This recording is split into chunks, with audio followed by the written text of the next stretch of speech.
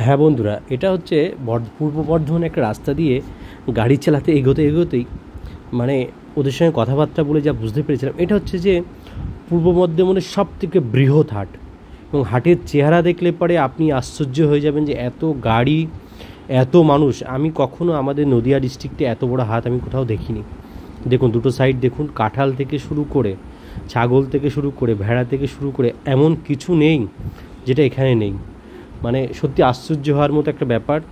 এত বড় হাট, আমি এখন হেঁটে যাচ্ছি দুই সাইড দিকে এত লোক, রাস্তাটা পুরো যানজট হয়ে গেছে। মানে শুধু হাটের চেহারা দেখুন, লেফট সাইড এবং রাইট সাইড দুটো সাইড দেখুন, সত্যি ভাবনার বাইরে। আমি কখনো এত বড় হাট আমি দেখিনি। আমাদের নদীয়া জেলাতে বিননগর হয়, বিরোহিতে হাট হয়, দেখুন বা সাইডে দেখুন কত মানুষ।